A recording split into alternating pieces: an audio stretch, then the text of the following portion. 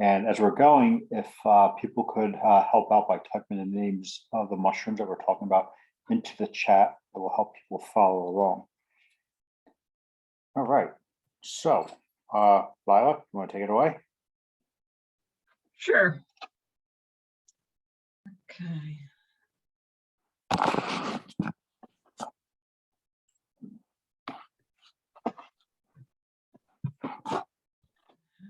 All right, haven't shared in a while. Okay, there we go. Got it. All right, so I found this on a walk, probably, what's today, Tuesday? I think I did this on Thursday or Friday last week. Actually, yeah, it must have been Thursday. So growing on what appeared to be a dead cherry. Was in a grove of lots of cherry trees, but I think I only saw two downed logs with this polypore on it, and you know, it's just stood out like a beacon, very much eye-catching. Very, very tiny pores. As you can see here, I would say the pores are on the order of turkey tail.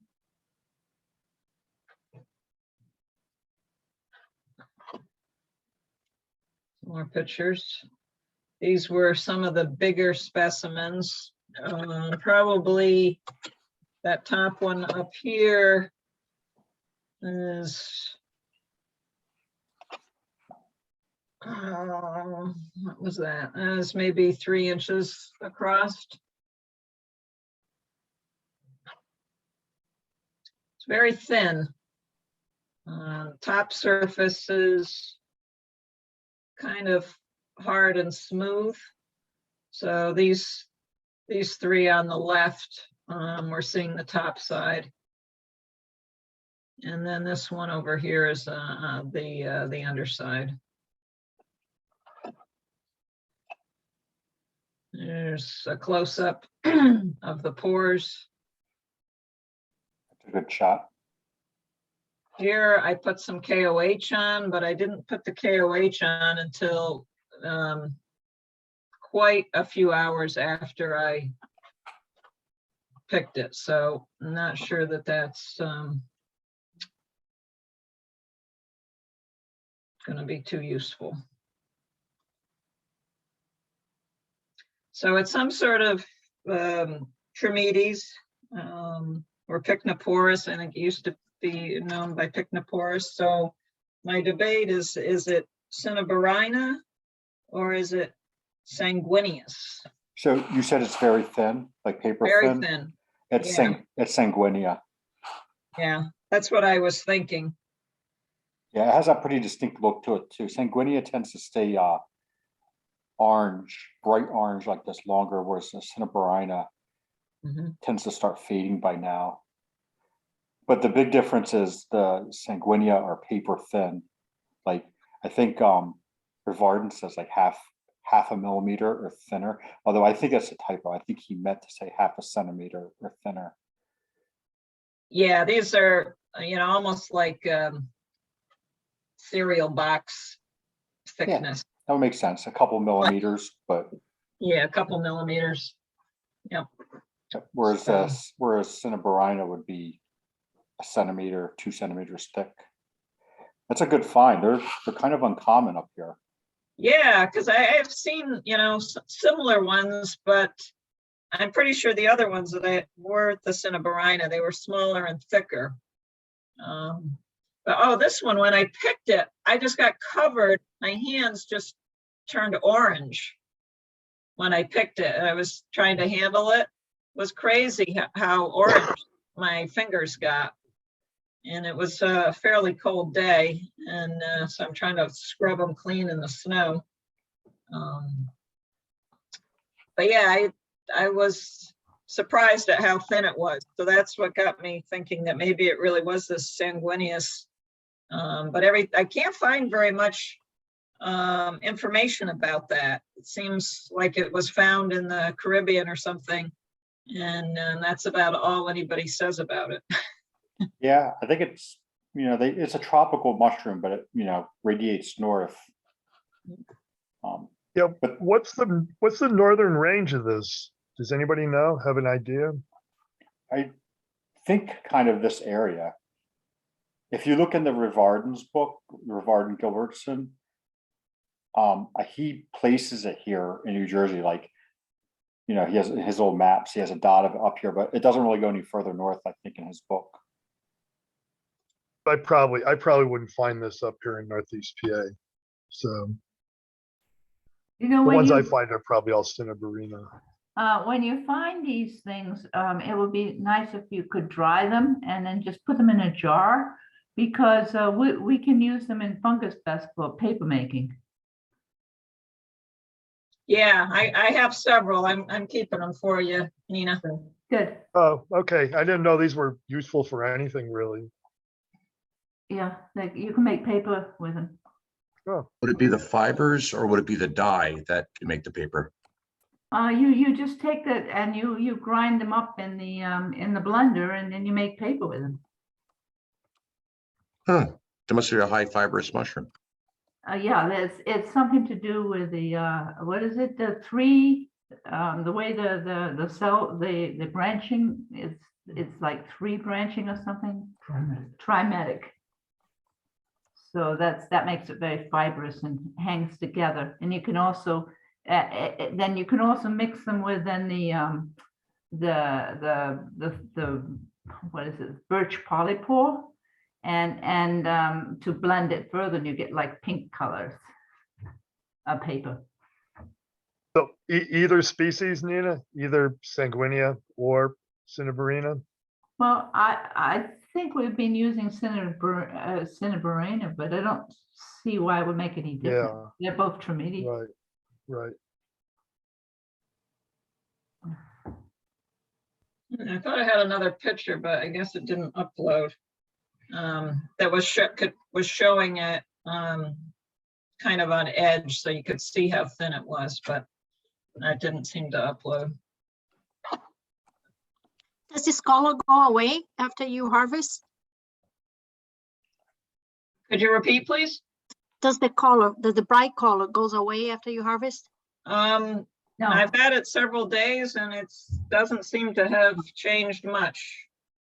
Still quite bright. On this particular species, one of the defining factors of it is, the identifying factors is that it retains this bright color, for a long period of time. May I say something? But if the mushroom stays on the wood, it fades.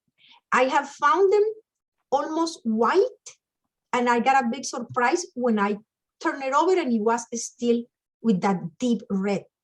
So the area that was exposed to the weather faded it, but not the pore surface. If we have a chance, I can show you the observation.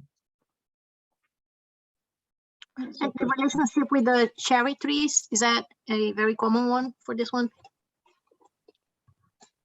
I don't know if it grows on I cherry. think it likes cherry. I think that's kind of a preferred host for it. yeah, I've seen it mostly on cherry. Because that seems that the tree you had the picture there, right? It was a cherry tree. Yes. Yeah, so it's beautiful. It was fun. It was about the only thing interesting on a 7.5 mile hike. But glad to find it.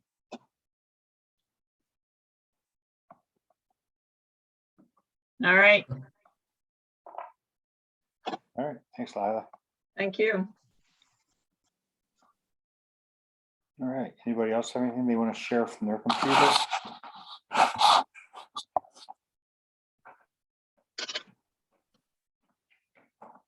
All right, I'm going to go ahead and share my screen.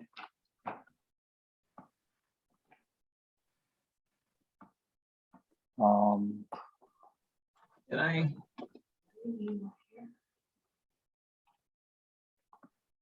Yeah, Marius emailed me and asked me to say hello to everyone, and that he'll be back soon. That he was out of commission for a little while, he said. Okay, where do we want to start here? Looks like, Nina, did you want to? Yeah, this is all really one thing.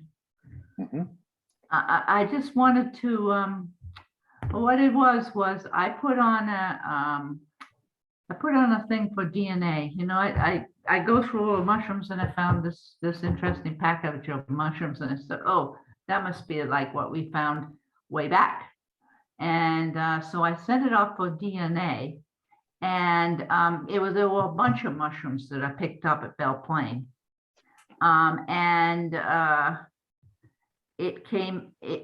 It was an entoloma, but then somebody said, no, that's not an entoloma, it's a mycena. And then the Igor did some more DNA, and sure enough, it was a mycena, which all goes to problem is that when you collect, or when I pick up a bunch of mushrooms from the collection tables, and I think it's a collection. I should have checked each of the mushrooms to make sure that they had the same spores. None of them put out any spore print. So I was looking at the microscope, and it turns out that that some of them were mycena and some of them were entoloma. So I had put on a picture of entoloma spores, and one of the people, I think it was Alan Rockefeller, said, oh, no, that's a mycena. And Ego went back and did a DNA, and sure enough, it was a mycena. So it was mixed. So I'm just warning people that when we're going to do more and more of this DNA, that make sure that the one that you send off for DNA is the one that you did the microscopy on. Otherwise, it's a big screw up, and that you look like an idiot. So anyway, that's just what that was. The spores that those those right there were the stores of the mycena seed, because they're as you can see, they're smooth, they're elongate, they're round, oval, and they got when you put on Meltzer, the flesh turns reddish, and as you can see, the spores turn sort of blackish. So it's responding to the Meltzer. But the other one that I found that was in a bunch did not respond to a Meltzer, and it had weird spores. So, I should have known better. So I'm just warning people, because we're going to do more and more DNA. And when I collect things off the table, we're just, maybe we should try to keep the different collections separate, and don't come along and say, oh, that looks like that, and bung it on the plate. So anyway, that was just my thing. So I had the observation on the other one that shows the other, what I had put onto MO. Do you want to see it? Do you want me to Yeah, give you the I observation? might as well show it, yeah. This one here, this is a INAT number, right? Yeah, that's the INAT, but this is for an old one that we thought that we had gotten from Belle Plaine a long time ago. And when I picked it up, that's what I thought it was. And that had gotten the DNA done, and that was all okay. But this new collection was mixed. And I call them Mexican hat. They kind of look like Mexican hat things. I don't know if you can find it. Can you find it? I just wanted to add, this is Igor, that what Nina sent me was a sample from a single fruit body that actually turned out to be mycena, but Nina chose it from a mixture containing both species. Okay, so she just happened to choose the mycena as opposed to the entoloma.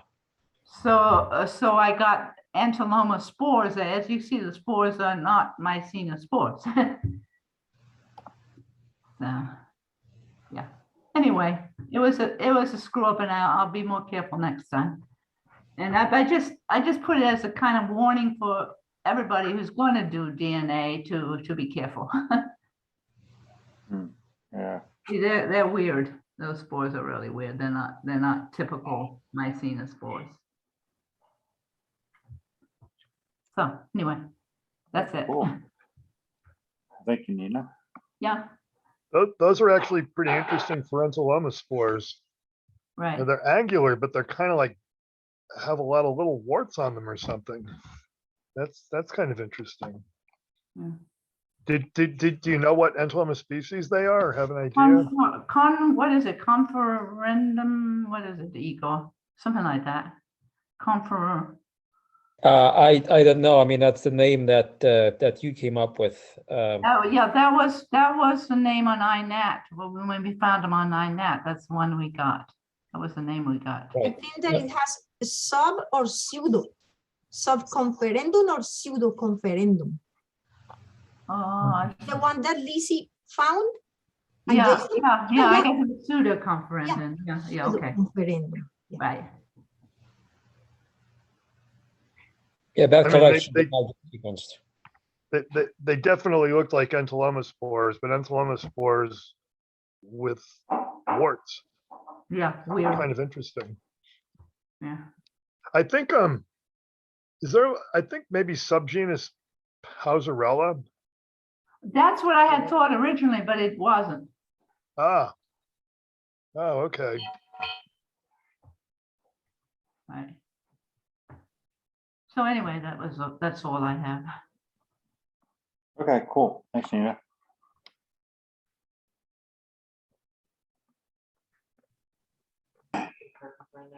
You know, Luke, Yes. I had quite a few of these Poliota, and they're all weird, you know, all different types of Poliota. And I think it would be really interesting to have a Zoom on about Poliota. Because some of them live in the ground and some don't, and some of them look just like Galerina, some don't. Some of them, the one I had one that looked like a Mycena. It was deep in the moss, and then you have other ones that are sticky and gooey out of trees. So they get such a variety. Okay. Should we, what, do like a taxonomy Tuesday night or just Yeah. focusing on Foliota? Yeah, maybe about Foliota. I don't know. I don't really know too much about the genus. I'd like to know more because I don't seem to do very well identifying them. Okay, Oh. yeah. All right, Marisol, you ready to go? Yes. Yeah. All right. All Here right. are your observations.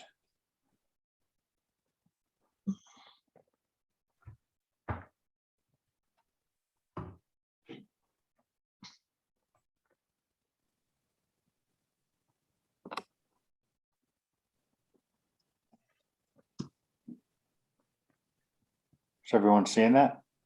It's like thumb size. Let me start over.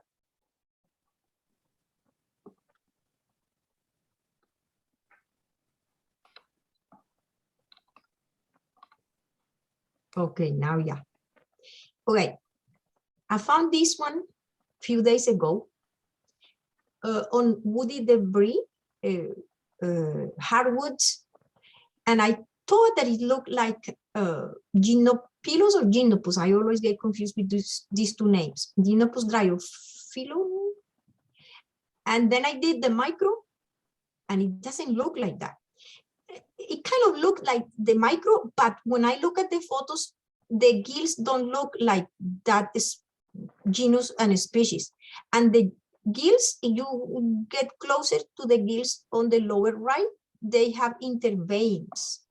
And I am not sure that Gymnopus or Gymnopilus dryophyllus is like that. So I couldn't identify this. I have no idea what it is. And it has The subdecurrent gills also do not fit Dryophilus, and as it's does too the very, spaced. yeah, and the spacing is too wide. Yeah. And the mushrooms themselves are too pale. This is something else. I don't know what this is, but it's not Gymnopus. Yeah. That's like a group too. There's a few different species.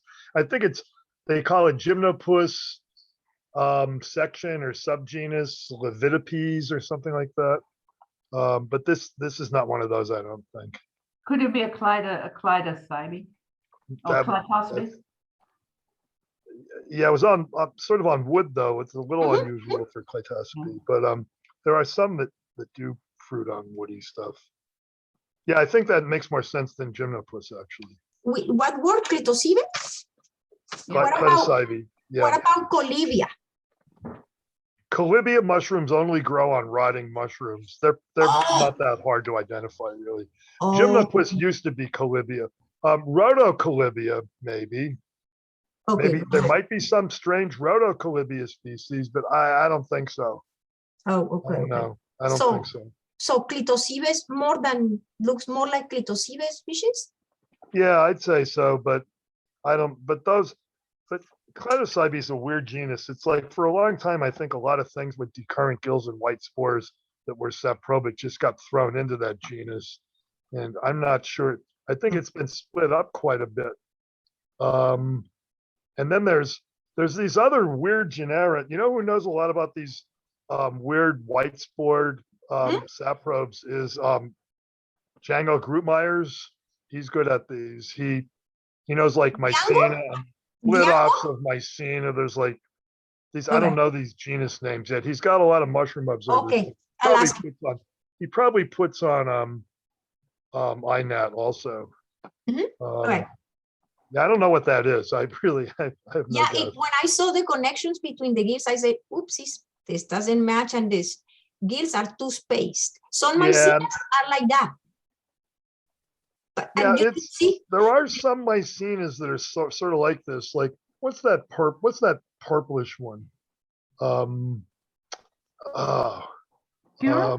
Pura? Pura. Yeah, Pura is kind of like this, but this is colored wrong for Pura.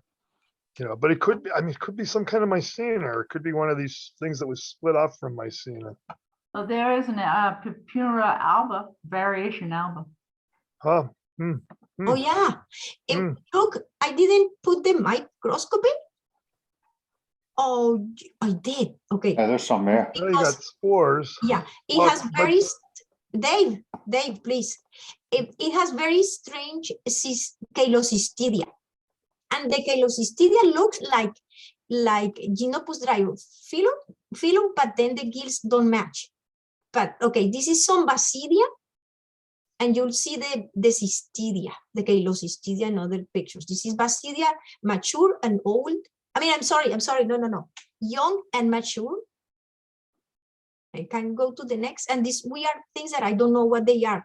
I do not know if this is like monster Basidia. It's really strange. I saw several of them like that. These? Yeah, Marcel, Yeah. did you use melts at all to see if there was a dextro? Oh gosh. If it's a Mycena, it will be dextroid, it will be reddish. Oh, No, the spores will be They'll be amyloid. dark, right? Yeah, but the gill trauma, I guess, will be dextroid. Right. Is that true on all Mycenas? You get dextroid gill trauma? I don't know, but a lot of them are. Yeah, a lot of them have amyloid spores too. But a Right. lot of the ones that don't have amyloid spores are now belong in genera that were split off from Mycena. I think there's still a few Mycena left that don't have amyloid spores or have variably amyloid spores.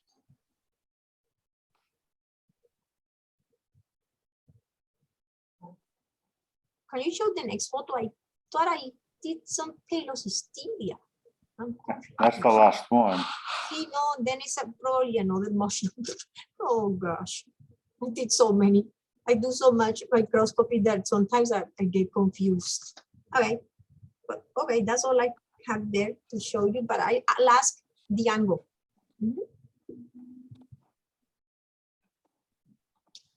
All right.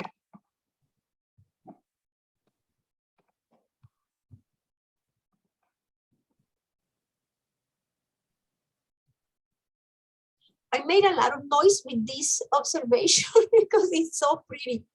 And you can see that it's like so insignificant. I read somewhere that it was very humble. This is just a little red speckle on rotten, wet, decorticated deciduous wood. And I found it exactly on the same log I found it last year. I went to the spot to see if I could find it, and I did. And you don't need too much to get the microscopy, to get photos of the microscopy features. So you go ahead.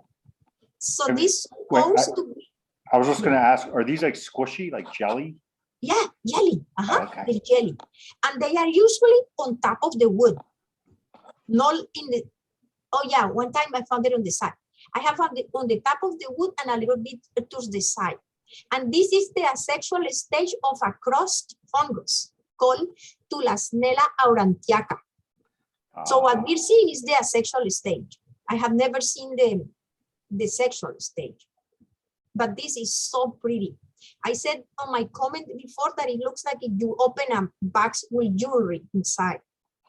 It's really pretty. So this type of spores, I never know the right name, grows in chains. That's conidium? Yeah, that's Conidium? what I thought they were called, conidiospore or conidiospores. Ah, conidiospores. Okay, thank you. I'm so sorry for that. Yeah, so you can see that. And I put Congo red, and then I added floxine, and that's why it gives these weird colors like green and purple, and it glows. I love it.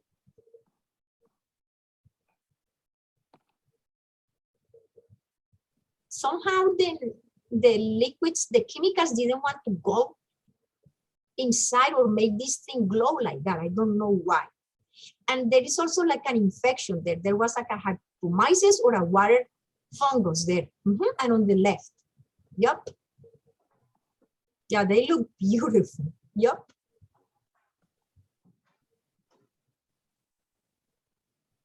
And the side, they are really huge too. So that's why you can see good details.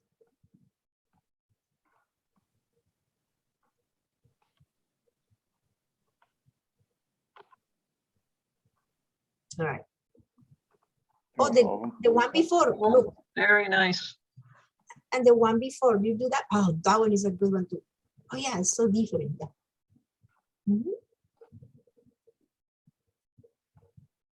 Very cool. Yep. Oh, you can see there is one of the conidiospores on the last picture. Look, it's germinating. The one in the center. It's germinating. There's a long hypha there. So some of these different stains are showing the contents differently. Or that's not ornamentation, is it? That's content? No ornamentation. It's inside. It's inside its contents, right? Yeah, otherwise you would see little bulges on the you would see the perimeter on the outside. Okay. Yeah. Okay.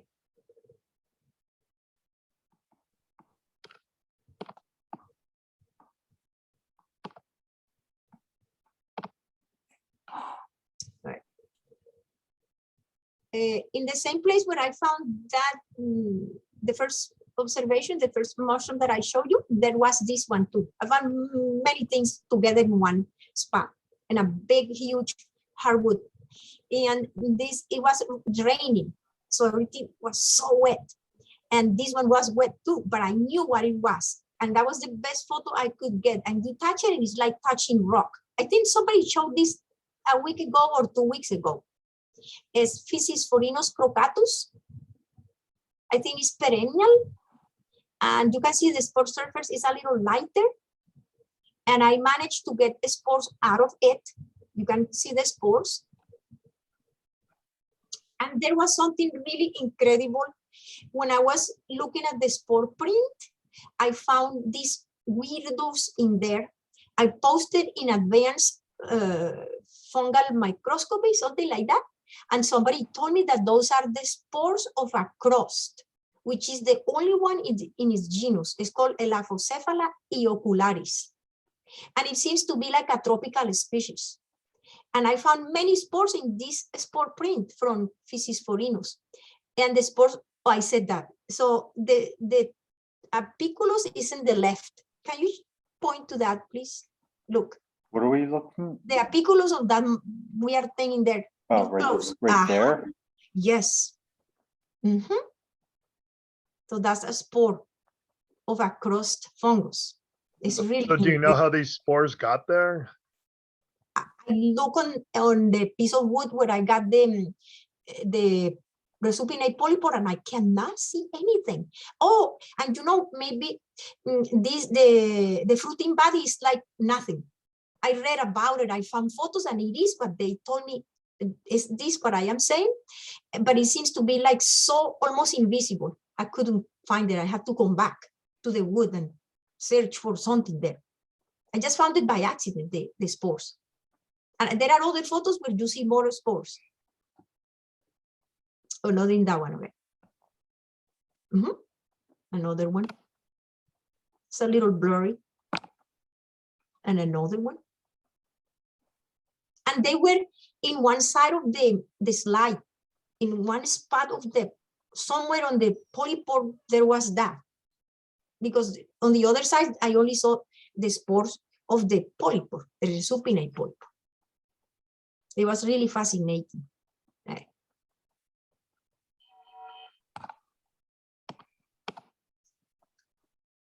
Okay.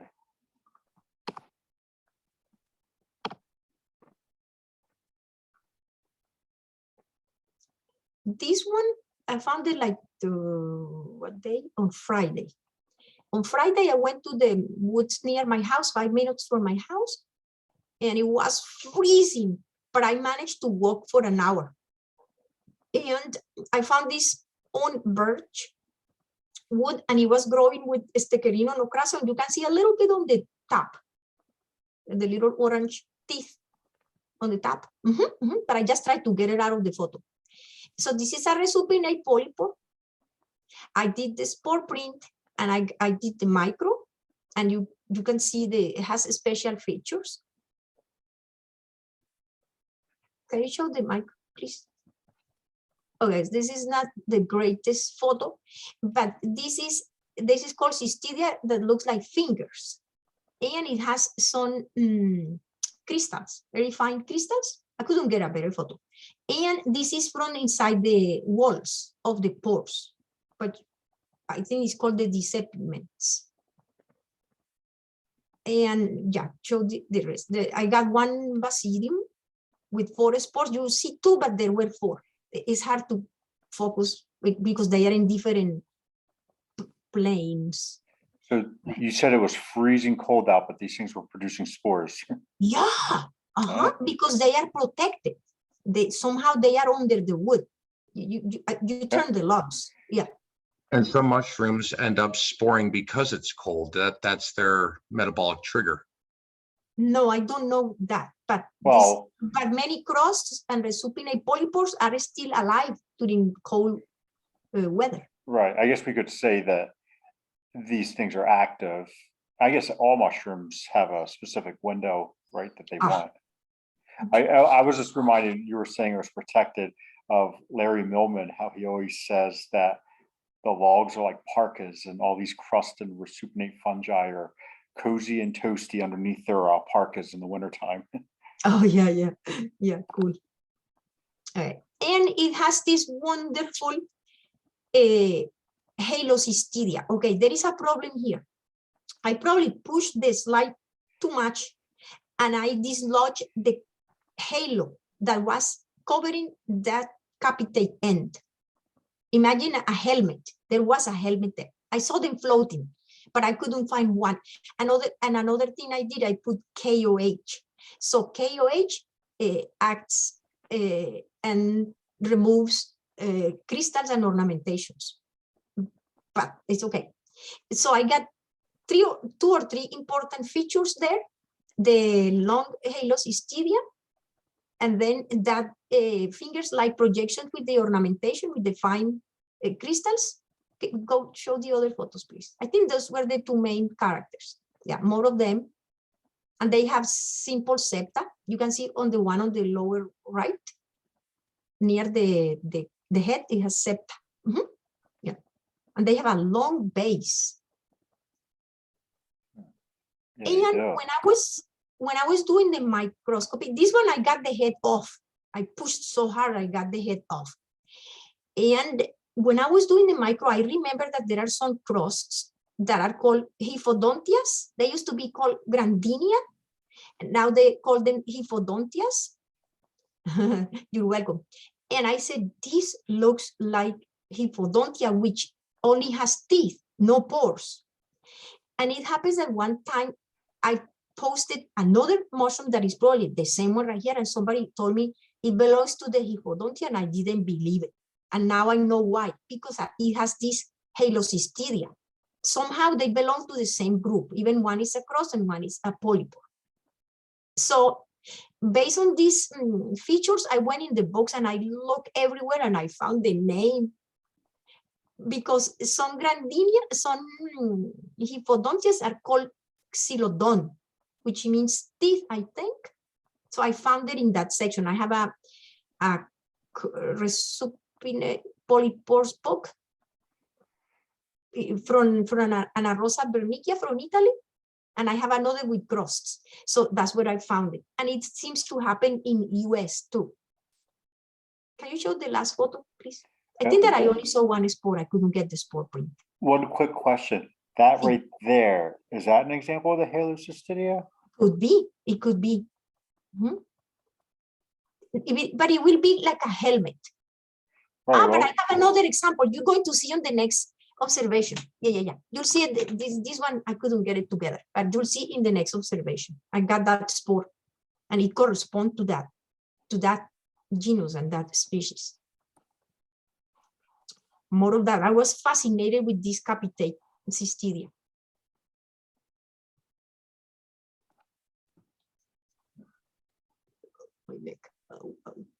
All right.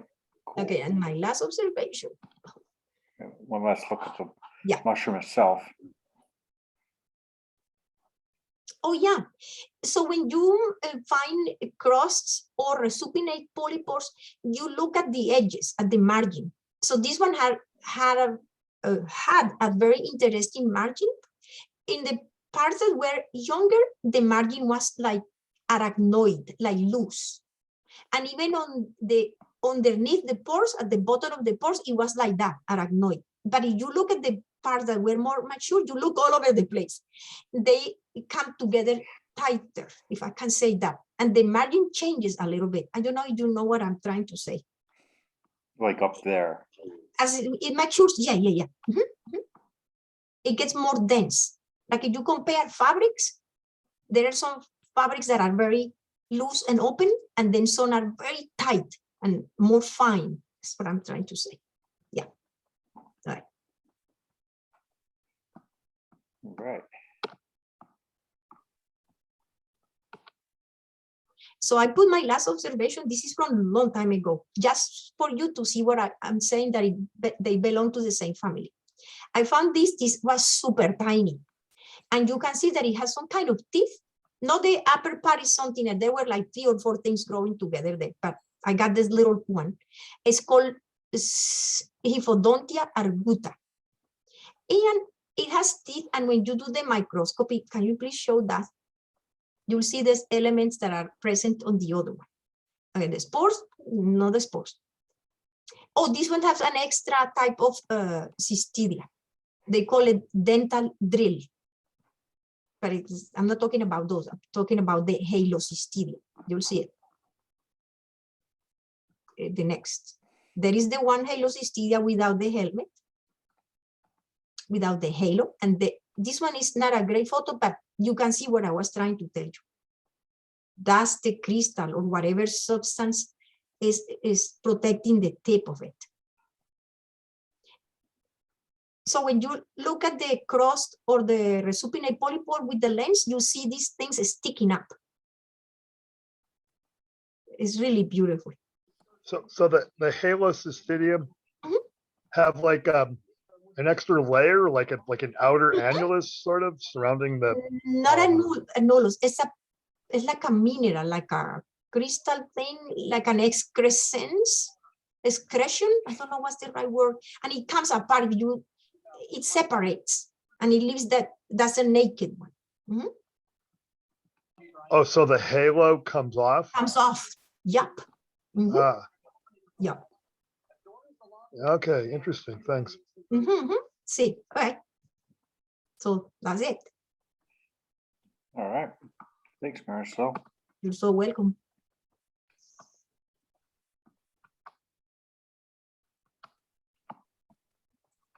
All right. So Dave. So Dave. Yeah, okay, this is not really a best of 2021. It's just some loose ends, a couple of fairly recent things, Loose ends, and huh? a few things that maybe one or two things I already showed, but I wanted to provide another comment. Or maybe there's one that I thought was relevant to some other people's finds, but this one was from the summer. This was right before coma.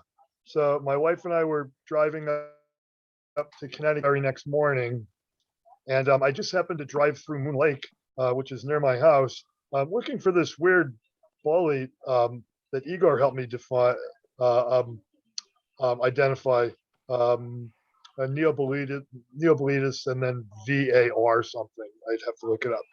But so these amanitas were growing in a little group, and I looked at them and I thought, oh, look at these nice Amanita persicana. They have that nice peachy color, but they're not Amanita persicana. These are, other than Igor, anybody, did you see the name that's posted? Oh, you see the names there, right?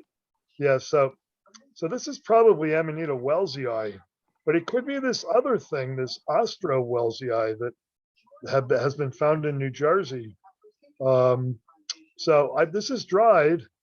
In fact, I had it in the dehydrator, and we left to go to Connecticut, and I realized that I didn't turn the dehydrator off, and we had to go back home. It was only about 20 minutes into the trip.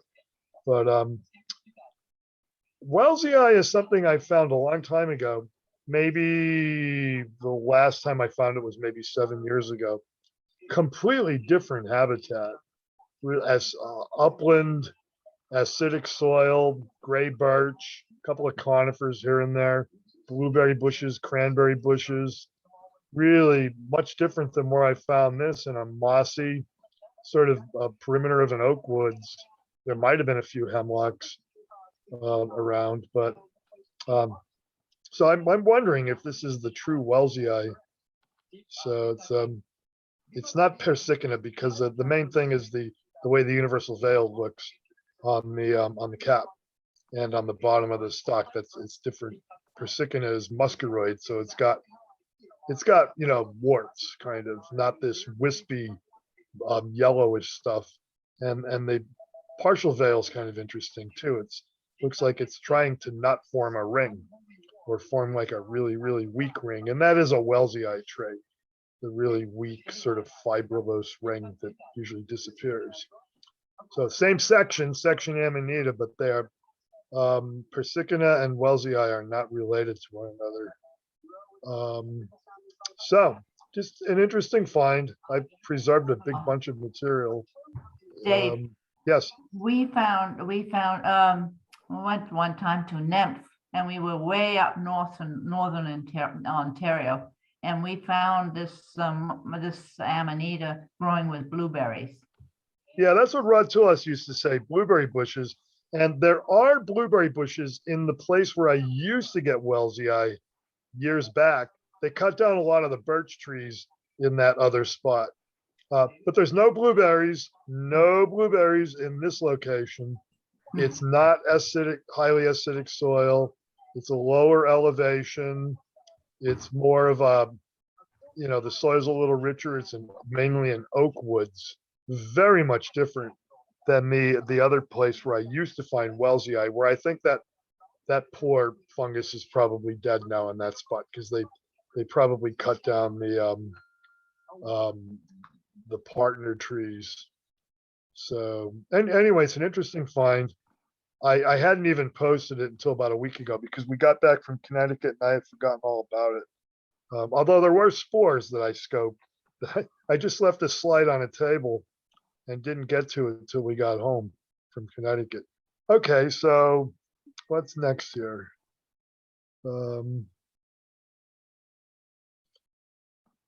So someone, I forget who, and it's on Mushroom Observer, and it's maybe one of the people here tonight, had posted a mushroom growing out of a pine cone. And I said I thought it was tubaria. And then Maricel had another thing on INAT, and I think she brought it up on the discussion here, that I thought was a tubaria. And Maricel's micro seems to really point much more in the direction of Gymnopolis. So I remembered, I found all these Gymnopolis mushrooms all over the ground in the Pine Barrens. It was mostly Franklin Parker, I think. There were lots of them. There were hundreds of them. I don't know what species this is. For me, going to the Pine Barrens is like going to hunt mushrooms on like another planet or something. Everything is really different.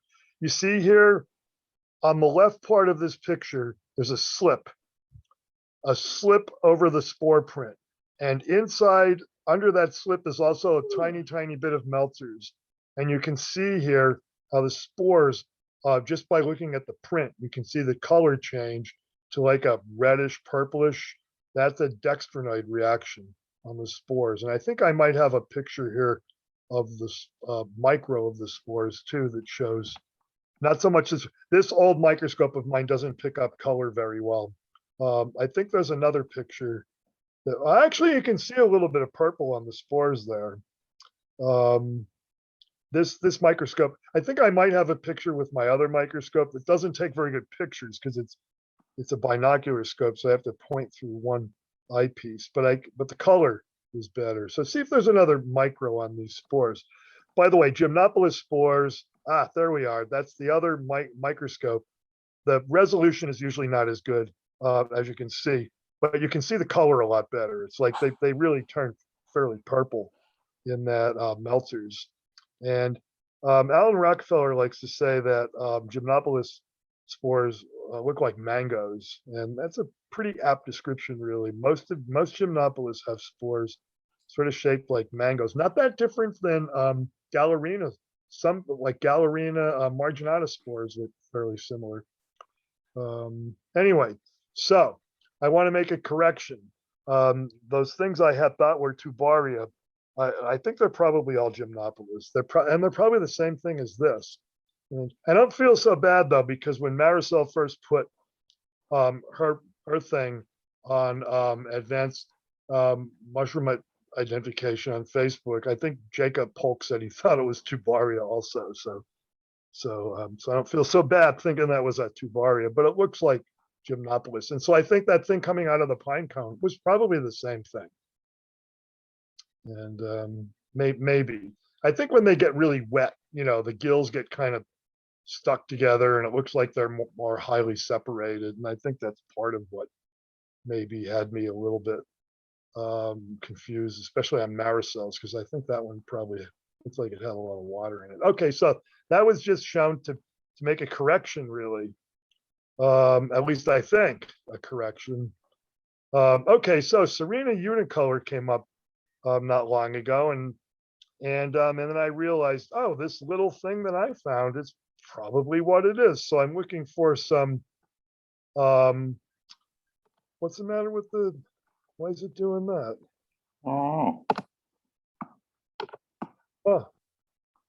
Are you gonna load it again? Yeah, let's see what happens.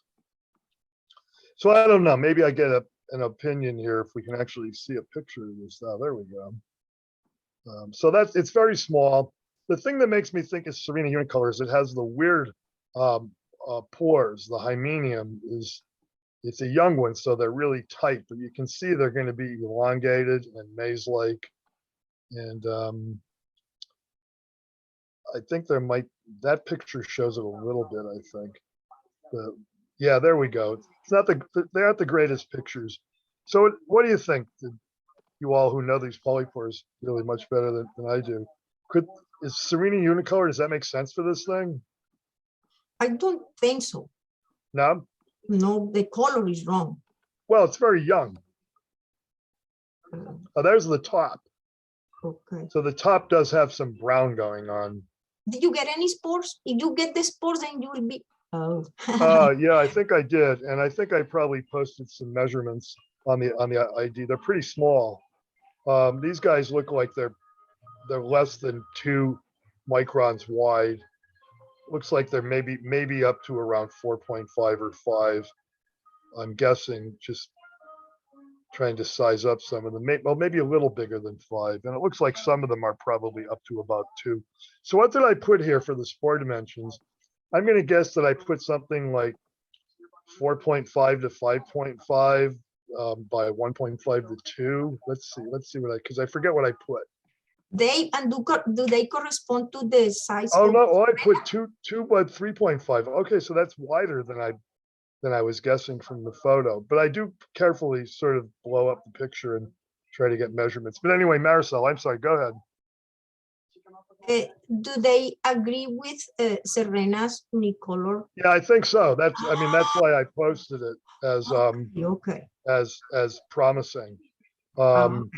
Yeah, but gee, I thought those spores were on the picture. It looked like they were narrower than that. But you have to remember, this is a picture taken at 400 times magnification. So what you see has to be multiplied by 2.5. So each gradation on that measuring device, when you see the spores, is actually 2.5 microns, not 1. So I guess, gee, I'll have to look at this again and look at those spore measurements again. Okay, so I was wondering, yeah, go ahead. I have an observation I did a week ago, I think, or 2 weeks ago, about Serena unicolor, that it was very young, and I managed to get the spores too. I was so surprised that it's still being so young. It was producing the spores. It's in Nine Naturalist. It's my last, one of my last observations. I mean, there are so many places you can compare. Yeah. But I found it very young. That was my Well, I point. think you showed something on here. Yeah, that I was did. Serena unicolor. And it reminded me of this, except this is not as dark. Yeah, That was really the only difference. This was not as dark. And it's probably a lot younger. Yeah, and I opened the pores and they were a little lighter inside, but I still have some difference on just the pore surface color, a little darker. And very hairy on the cap. Hairy? Oh, okay. Yeah. Yeah, I'm not sure if I recorded that. Right. Yeah, did I say that in the notes about the caps being hairy? I don't think so. Yeah, see if you can show the notes there, Luke. Just go back to the observation. Yeah, I'm gonna have to look at those spore measurements again, but no, I didn't say anything. Okay, so inconclusive, or maybe that might be wrong. So maybe I'll downgrade that to a could be. But I don't know what it is otherwise. So it was pretty small, so it's probably not the best specimen.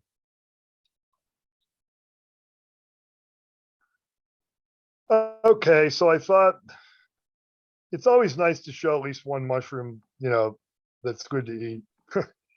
This was the last thing I found this year that I took home and ate. It was these Pleurotus austratus growing from underneath the bottom part of this log. This log was a really, really big tulip poplar log. Most of the bark was gone, but some of the bark was still there. So, and there's a lot of tulip poplar in this area. So some of these late Pleurotus mushrooms, and most of them are Ostreatus, and I confirmed that with spore measurements. Ostreatus has smaller spores than Pulmonarius, which is a summer species really, or Populinus. But anyway, I took these home and I make this soup. It's like kind of like a white soup, like a chowder with bay scallops, and I take these mushrooms and tear them again with the grain. And it's good, really good soup. So that was the last thing I brought home this year that I ate. It was right at the end of the year. I think it was actually maybe even New Year's Eve where I found this. And it was one of the last days I could get out before it got really too cold. And now there's snow. There's quite a bit of snow on the ground here. Look at the hairy stalk on these. That is something that you see sometimes on Pleurotus australis. It's a little bit unusual, but especially on these late ones in the cold weather, I see that sometimes. So, an edible mushroom.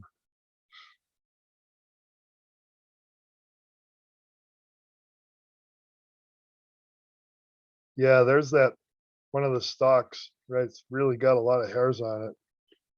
Might make you wonder, do you even have Pleurotus? But when you look at the descriptions, you'll see that it's usually pointed out sometimes the spores are hairy. And these spores are short. They're up to about maybe, I guess, about 10 microns, maybe 9, 10 microns. The other common Pleurotus species, the ones without the veil, like Dryaenus and Leavis, they have veils. But the ones without the veils, they have longer spores, longer and wider. These spores are a little shorter than the other Pleurotus species. They're the ones that are typically called oyster mushrooms and people take home to eat. Okay, so that's that one.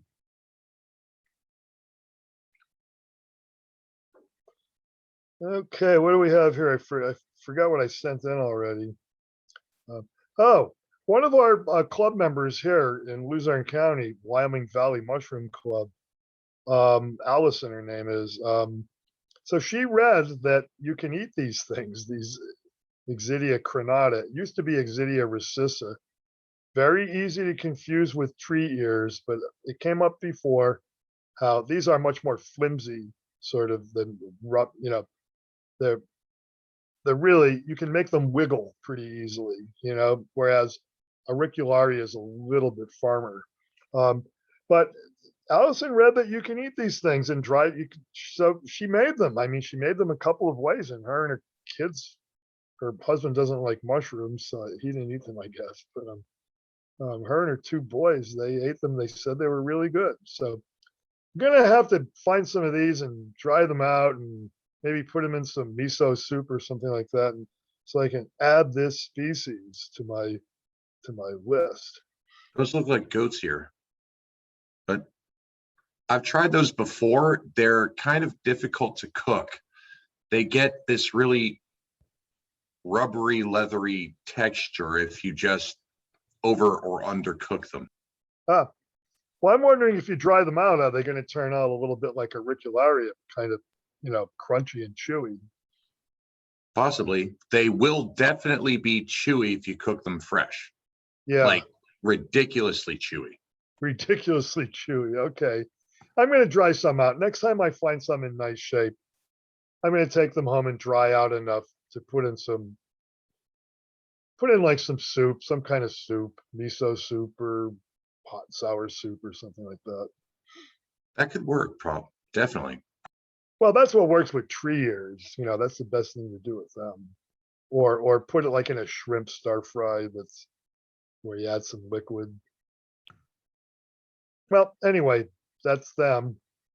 I find a lot of those around here, even in the winter. During winter thaws, there might be snow on the ground. And if you have some warm weather for a while, sometimes these guys pop out, usually on small hardwood sticks.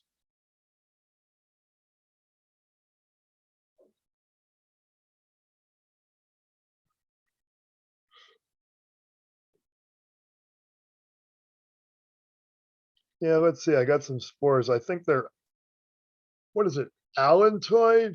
What is that word? Is it allantoid? I probably wrote it down there. So they look like little sausages. Actually, these are pretty good sized little sausages. Yeah, so that's what I would call that, allantoid. Allantoid. Yeah, there's like a hot dog sort of, or like a sausage link, right? They're a little bit bent. Some of them are bent more than other ones. Yeah. So now I think auricularia spores are not much different than this. So you can't really tell by the spores. I think I remember that. I'd have to look that up. But I think auricularia spores also look like this. At least, the auricularia I find around here, which is probably Angiospermarum. Okay, that's that one. So I tried to pick some things here that were kind of recent. The Amanita Wellsii was for the summer, but I just noticed it in amongst my photos not long ago. And I just made the post not long ago. Marisol, what's the name of that Scutellaria that guy says? That a lot of the Scutellata is actually that other name. I Ah. forget the name now. Is it something with a C maybe? Crinita. Crinita. Crinita. Mm. Right. So I'm starting to think a lot of these things that sort of key out as Scutellaria scutellata are actually this Crinita thing. But as you can see here, I'm not very, I'm afraid to make a commitment here with identifying Scutellaria. Now maybe if I found some other kind of Scutellaria that had, yeah, but like there's Pennsylvanica, I think has really weird spores. So if I saw the really weird warty, like the ornamentation is a reticulatum on the spores, I probably know what that one was. But I think maybe some of this confusion between Scutellata and Crinita, or some of the confusion with what's reported about the spore morphology for Scutellata, books, a lot of sources will say smooth when young, becoming slightly warty, or sometimes smooth, sometimes slightly varicose, which means, little low ornamentation. Maybe it's because of confusion of these two species. Now you can see here on this picture, this is through a loop, a jeweler's loop. You can see the hairs on the underside. That's the underside of the fruit body. That is a feature that if you try to identify a Scutellaria, you should look on the underside. And the one thing that I haven't quite got the hang of yet, but Marisol, she's given me a few hints here, is how to try to assess whether or not the hairs are bifurcated or multifurcated, I think is the word, on the bases. And that's a little bit of a weird thing to try to assess, as far as I can tell. I think I might have a picture here of a micro that's got a few of the hairs in it, because these really small things. I have a hard time getting any kind of decent mount for the microscope. Usually I just resort to okay, I just hacked off a piece, I guess I'll mount that. They're so small, they're hard to work with. But at least you can see some stuff here. You can see there's an ascus with the 8 spores in it. I think I've got another picture here that shows the paraphyses fairly well. So let's see the next micro. Yeah, here's some paraphyses, and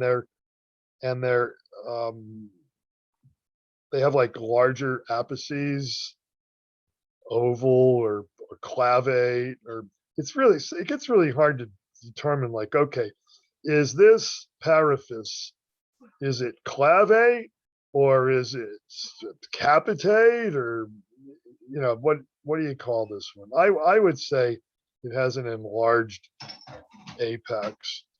But the funny thing is, a lot of the Scutellaria that I've looked at, they have paraphyses that look like that anyway. So these are some hairs. That was low magnification, maybe 100. And then, yeah, this is at 100, I think. So you can't see the other things very well. So the hairs are a lot bigger, right? So you can see how much bigger they are than the ascite. But it looks like the bases of the hairs are kind of split apart. So it's a little hard to tell. I should have tried to assess the situation a little bit better in real time, looking through the scope, because the photo may not have picked up the most important feature, and that would be the bases of the hairs. So not the pointy part, those are the apices, but the bases, are they split apart? Are they split apart in 2 pieces? Are there like several little sort of projections coming out of the bases? It's a little hard to tell. So this is something that, maybe next year when I always find Scutellaria, I always find some of these, they're pretty common as a genus. So I'll probably just try to do a little better job assessing the morphology of the hairs. I think I got some decent photos here of some of the spores.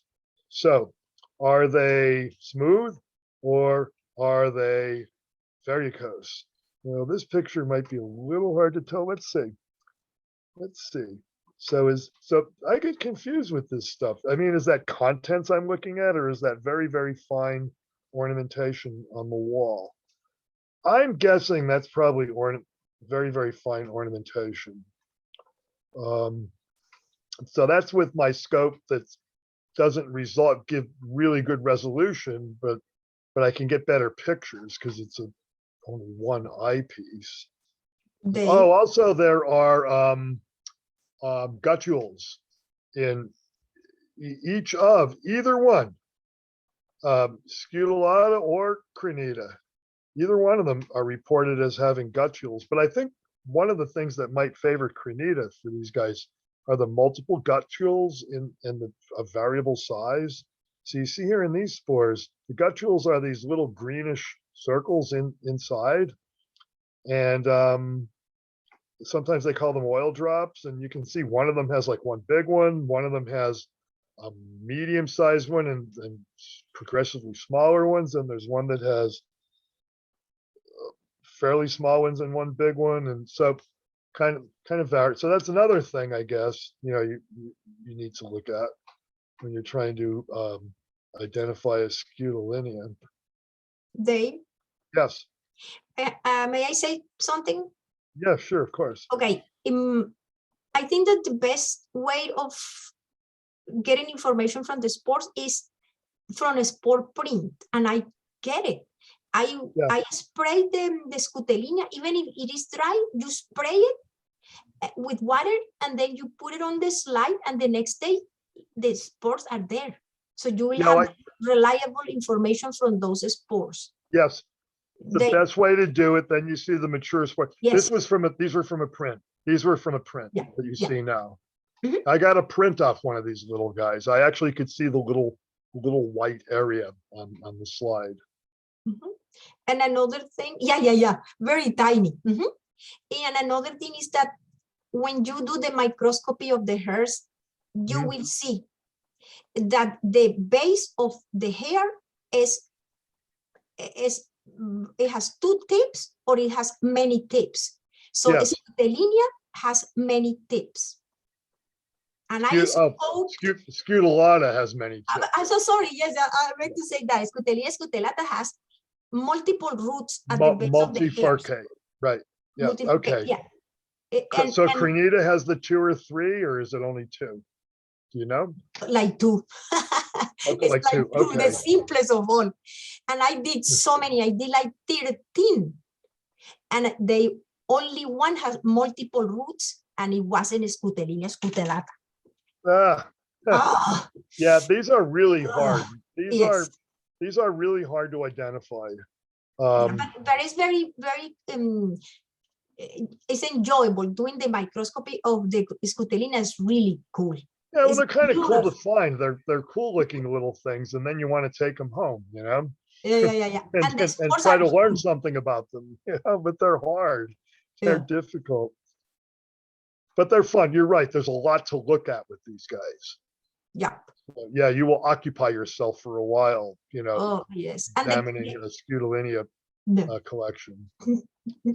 Yeah, so these were found very late too. I think I found these in December.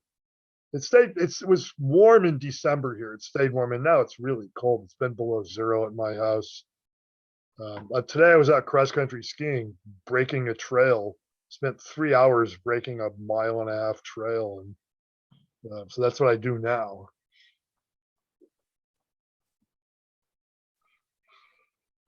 Okay, I guess we can move on. I'm not sure what to say about those spores. Were they ornamented or not? It looks like maybe slightly varicose. Okay, so here's another polypore that, I put these polypores up and look for suggestions here, because there's people here who know more about polypores than I do, that's for sure. So So I call these Tremites pubescens. Now they do look like that Tremites lactinia thing as well. But the pores are not round. They're small, but they're kind of like slightly maze-like, slot-like. And I think I have a couple of photos that show the pores. Some of the pores are round. Oh, look at this one here. See how they're kind of like wiggling around? The pores are kind of maze-like. So that would, I guess that's one reason why I thought pubescens as opposed to lactinia.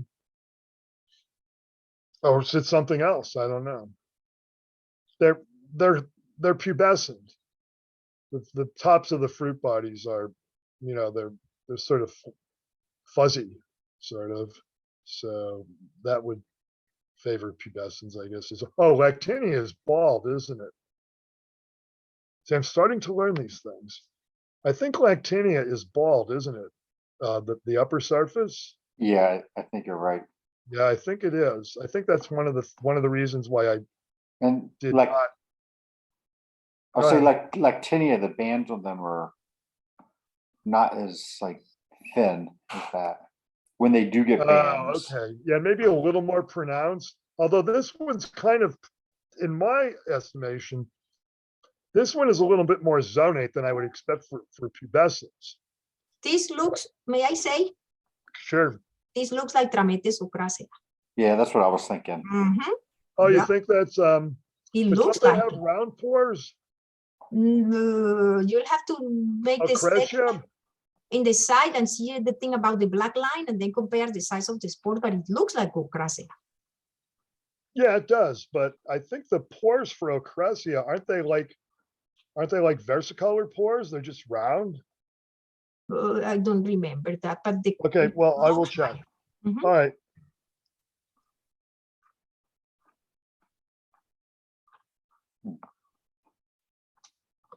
All right. Okay, I'll check that.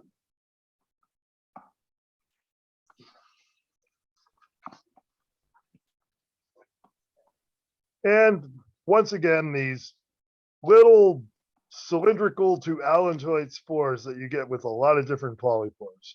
Oh, excuse me.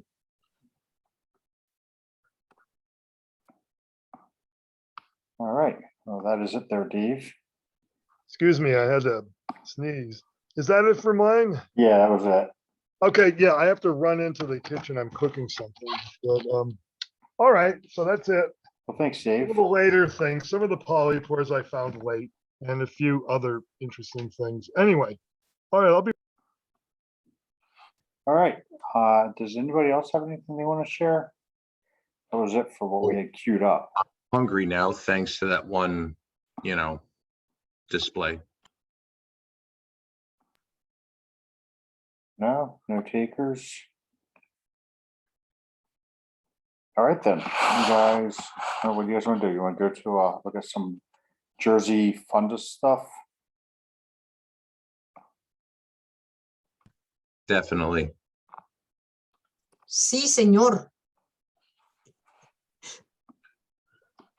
Oh, Mintari. Oh, somebody wants to share something. Look, Oh yeah, somebody has something. Ming.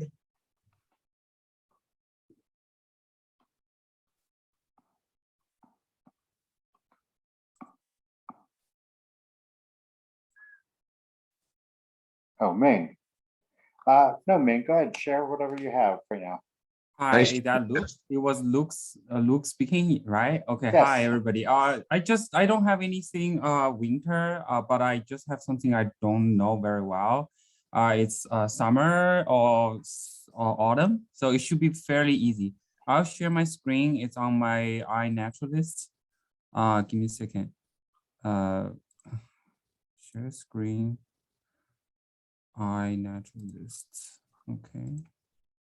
Can you see my screen right now? Yes. Okay. Let me start with this one. Okay, let me enlarge it. So this I found by ring. This was probably August, late August, beginning of September. I think it is a trichonoma, but I cannot identify down to the species. So can anybody like take a look, see if you know what it is? This is the first picture, and this is a second. The spore print is white. Igor, we found this one in Cactus Island. Or in Wells Mills. Well, you see, the habitat is different, so I don't think this is equestrian. It looks like No, there was Daviciae. another name with S. Daviciae or Daviciae. Oh, Look at the really It does have sharp. yellow gills. It's definitely nitrate-rich soil because of the dead leaves, and the skin at the top of the one all the way on the right means the color definitely was originally brown or black before it split the veil. Correct. I mean, There's no veil here. yeah, that was my mistake. Just my term for when it bloomed. It was originally when it was an infant, its cap was definitely a different color. I don't know If you about have that. suggestion, you can put in the chat box and I will take a look at it. Because in the beginning, I thought it's a Tricholoma subjectum, if I'm correct, or subsubjectum. Subsubjectum. But, That's not a I'm bad not guess. sure. That's Usually the the one gills I are was not this thinking. completely Yes. yellow. Oh, Yeah, they Yeah, but usually, I'm not or say the subsubjectum, they have little fibrils, right? Mhm. Yeah, radiating. Can you zoom in Radially. on one of the cap tops, Ming? Cap top. So- Oh, I mean, this one? Somebody said about the gills being yellow. Does Daviciae not have yellow gills? I might be No, wrong it on doesn't. that. Okay, This is not the VCA, that's for sure. okay, but it does have the very abrupt umbo like Daviciae. Yes, yes. It has is the similar umbrella. to equestrian. This is Color not- wise it is, but it's not equestriae equestrian. doesn't have this umbo. This is not equestrian, that's Yeah, for sure. it's And definitely not equestrian is a that. Yeah. species complex to begin with. Yeah. Anyway. It could be Okay. subsubjunctum. I mean, the gills could turn yellow later on, but originally, I mean, it's a good idea to take the picture of the disc of the cap as opposed to just having it at an angle and try to guess what colors you have, and because So colors next tend to get denser as Uh-huh. you shrink the, as you Sure. have a different projection. Sure. So next time, take directly from the top, right? The picture. Yeah. Yeah, just Okay, one more cool. photo. This photo is actually really good. But yeah, All take right, some photos of individual traits to add in. Yes. This one, maybe it's a little bit hard. I tried. Okay, can you see the screen now? Still? Let me I'm sorry. enlarge it.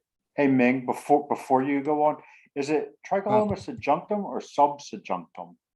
I feel it's subjunctum because subsubjunctum, I'm not 100% sure because I'm just asking others, is I think those are subjunctum? the same thing. It's just they can't make their minds up on whether Okay. the It looks like European the vis- No, it's Gross more hair complicated or than not. that.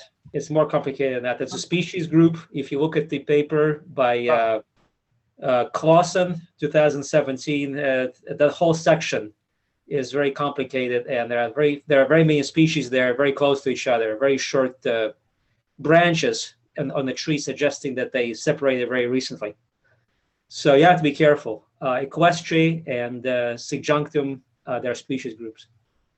It And- I don't think looks it's like a equestrian. Daviciae. Why would you say the VCA? I'm sorry. The tops that have that nub that spikes up with that Many color. of them have knobs. It's not definitive. What Divisiae has are fibrils on the edges of the caps, and you cannot see it here, not because they're not there, but because the picture is just not. Okay. Also the coloration where the So- cap, where the nub are also the same coloration. Divisiae doesn't have black fibrils on the cap like this. I think it might. I think it might have a sometimes be dark in the middle, but I think the yellow gills probably eliminate Daviciae. Because Yeah, I can think somebody someone just type? said before, they're not yet, the Can gills are someone not type yet. the name or like a suggestion just in the chat, and I Hey, can Ming. check it later. I did put Yes. Tricholoма subjunctum as a suggestion in the chat Sure, for I you. saw it. Yes. Thank you. You're welcome. I think even the Trichuloma book by Bissett points out that Yeah, the subjunctum interesting slash about this one- subsubjunctum, which is a group, Divisiae, and there's one other one, maybe Subluteum, can be hard to separate in the field. And then the spores are not all that different sizes either, to Mhm. be honest. Yeah, So what these are interesting. confusing. What I feel interested is just the gill is completely yellow, because I remember I used to collect the Tricholoma subsubjectum, and the gills are actually white. So this is like just interesting, something I think it's good to consider, but I just cannot 100% sure. I just cannot decide 100% sure about what this is. But It's funny you say honestly, that, Ming. It's funny you say that about the gills, because I was just looking through pictures of subjunctum on yes. my phone, and I was finding some that looked pretty yellowish and some that were definitely whitish. Oh, really? Yeah. Usually whitish with yellow, a little bit of yellow tint towards the margin. But as Igor pointed Sure. out, they're groups. Yeah, Sure. yeah. Who knows how many species we're talking about when we use those names. You're right. Probably there's also variations like in between. So, all right. Okay, Can so I go- switch to a next one? Can Yeah, I switch please, to go the next ahead. one? All right. Just I have one more that I cannot describe. I cannot. I don't know. Some of these I'm not very. So this one, it was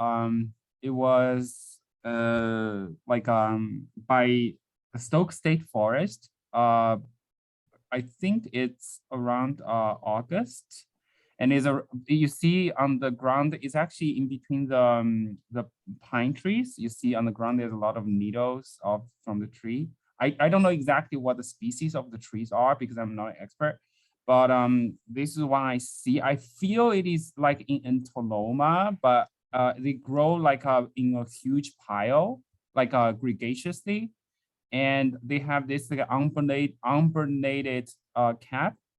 And I think, let me see if I have, so this is the underside of the gills. I did a small print, but I did not upload it. It's pinkish. So I think it's Entonoma, but if anybody can have different opinion or any inputs, that would be great. Okay. Definitely Entoloma, but I don't think these are Entoloma strictius group. Those have Okay. different shaped caps. And the gills are maybe a little wider and the attachment's a little different. The gills I think are sinuate. These are an Entoloma. That's almost definite. Entoloma is really, really difficult genus. A lot of species. Sure. All right. Ming, Uh-huh. are you in Facebook? any Actually, I chance? don't have Facebook. I mean, I Oh. don't use Facebook. Okay, Marina? Maricel. Maricel, yes.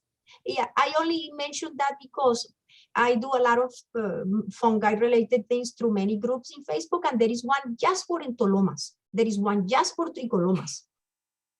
Yep. So Oh. yeah, it's pretty cool. Oh. Okay, let me, do you have, can you put your Facebook link, then I can add you? I mean, I will find you there. Yeah. I do it right now. Okay. Chat. Yeah, you can put in the chat and I will save it, and then the future. Go ahead. It's easy. All right. All right. Okay, that's all for today. These two. If I have question, I will if I have more, I will share. I will share more. Thank you. Hey, thanks for sharing, Ming. Would anybody else like anything to share? Doesn't have to be from the winter, since there's not much out there right now to see anyway.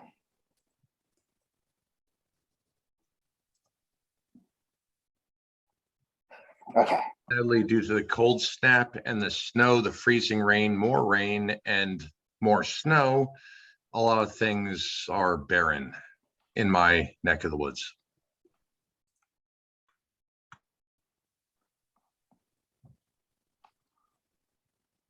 all right. So these are all fundus biodiversity survey observations. Yeah. So just going to go ahead and this first group of them looks like they're all maricels. So genus Mycena. Oh, I just did those. Yeah. Do you want to look at these, Maricel? If you're holding some of these back to save for taxonomy, for the taxonomy group, we can. Say that again. What? I said, would you like me to skip over your observations, or do you want to look at them?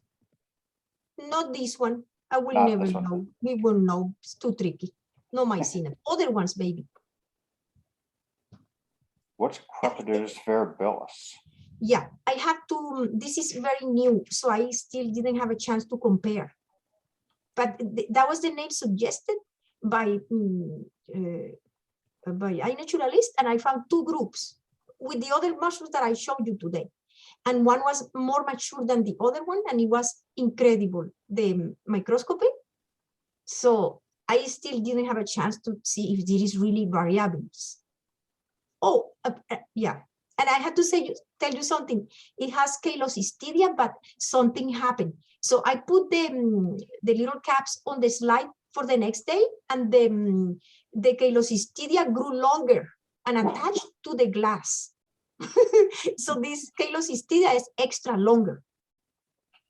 It was really something. All right. So this is a more mature Crepidotus. I have another observation. The next one, when they were very young, the gills didn't, that one didn't turn dark yet, but the microscope is exactly the same. Yeah. So I have to dig a little bit more about those. It's too recent. Yeah. All right. That's All the right, one I we showed looked you at that today. one. Yeah, we don't know. And that's another impossible thing is Mycena. Yeah. Was this one found really late in the season when it was Yeah, cold? like a week or 2 weeks ago. Yeah, check out either Mycena aprilis or Mycena semivestipes. I think it's semivestipes. Oh, Semi something or other. I think it might be vestipes, but it Oh. starts with semi. Those are two brown species that are cold weather species that have subdecurrent gills. oh, okay, cool. Mhm. I found it the same day that I found these guys. Yeah. Did the micro, I did two. So yeah, I'll write to you about that, okay? So you can Sure. suggest me those names. Thanks. Yeah, I'll look up that semi thing and make sure I got it right. This is somebody else. This is Brandon. Oh, Brandon, yeah. B, or as we call him, B-Rod on Naturalist. Oh, okay. Yeah. So Cortinarius sanguineus.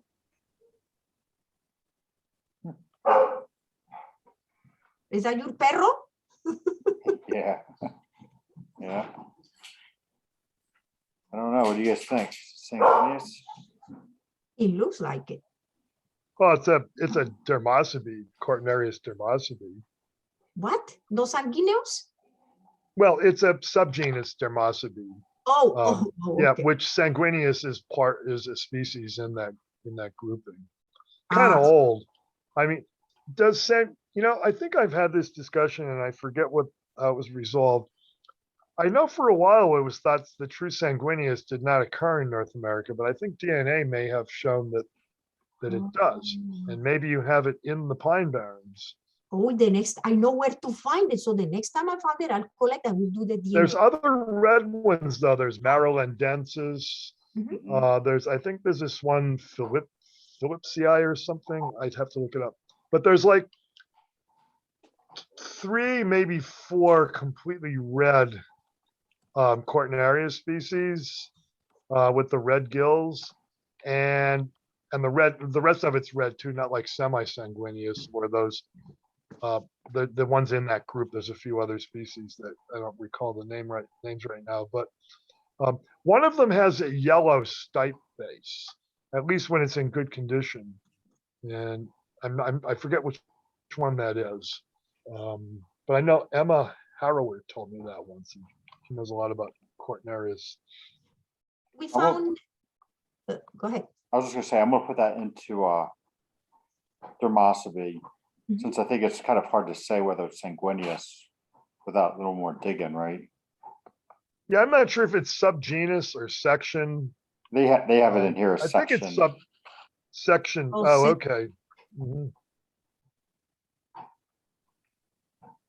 All right. Some mycologists consider Dermosity to be a legitimate genus, but I don't know. I think that belief might be dying out because DNA might tie them in with the other quartz. I don't know. Cortinarius is such a big genus. I remember this year we found it on Wells Mills. We went through this, so we're good.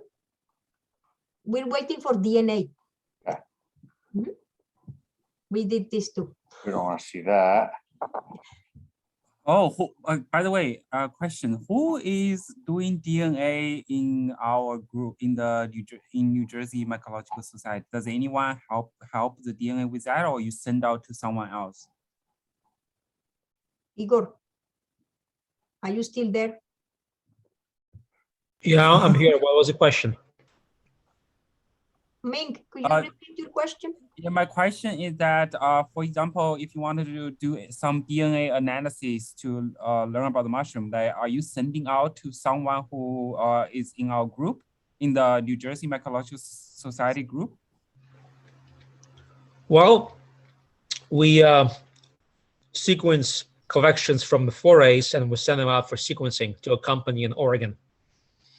Oh, I see. I do my own sequencing as well, but I have special interests. I don't sequence anything indiscriminately. I focus on bolides and amanitas and tricholomas and russulas, I think. So, so I mean, if you have something interesting, you can submit it to the club, and we can maybe sequence it later. Sure. Yes. So how do you submit to the club? Like we write a form, fill out a form, or anything like that? Well, it has to be well documented. It has to be either a Mushroom Observer, preferably a Mushroom Observer, or INAT. Yes. And well photographed, and it has to be dried. If it's a macrofungus, which is going to decay and decompose quite quickly, you have to dry it using a food dehydrator. Otherwise, DNA is not going to work. If it's a polypore, things are, I guess, more simple, but still you have to dry things no matter what. And you send a specimen to me, I guess, because I'm the coordinator for the club for DNA sequencing. Okay, sounds good. Thank you. Ming, are you new to our club? No, I'm not. But you never go to the forays, yeah? Because I didn't register last year just because of COVID, so I'm reluctant a little bit. And when I look at the position, it's always like a full booked. Probably this year I will go, so I will come. Okay. Yeah. Yes. We have done it like 2 years and we are okay. We did it. Okay. With the virus and everything. Yeah. Sure. Okay. Yeah. So I will follow up with the calendar that if you guys post the foray this year, I will see that for the date and I will come and attend. So. Okay. Okay. Good. Thank you. Okay. Okay. How about this one? No, we already went through this with somebody. There is not enough information, so I suggested that. Yeah, in Facebook. Oh, okay. Well, we didn't do it. We didn't do it. We didn't do it here though. No, I did it in Facebook. So they got this name from Flavia to Bisomerulus, but you can go further with more information. Right. Yeah. Yeah, that's Flaviopsis crassa. Right.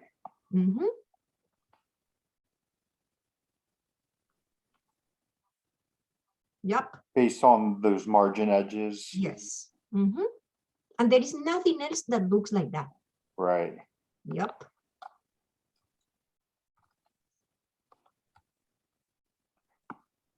There we go. Oh, they changed the name. Phlegmariurus. Did they? Make sure I did that Mamma right. mia. Or maybe you got something else? Oh, no, it was something else. Okay. There we go. Okay. Yeah, because sometimes if you put one letter that is wrong, they go to birds, and then you say yes, and then no, it's not a bird. So I don't know who this person is. Dancing shortness. So let's sign them.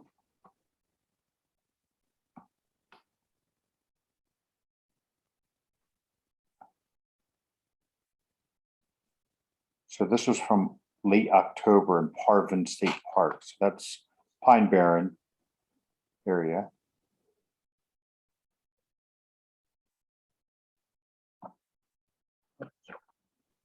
Anybody have any thoughts on this? Let's sign them. What's the like- location? Parvin State Park. So Can you zoom in on the map, please? Looks like section scabra. Par- Igor, are Par- you there? Parvin Yeah, is, I'm here. Parvin Yeah, is that would very need to be close birch, I think, to get one of those. Yeah, Parvin is pretty close to like Belle Plaine, that area. Yeah. If there is birch here, this is like the most southern outpost, because gray birch, is pretty scarce at this latitude in New Jersey. This is what we have in the Pine Barrens. We have Betula populifolia, which is a short-lived species, about 30, 40 years.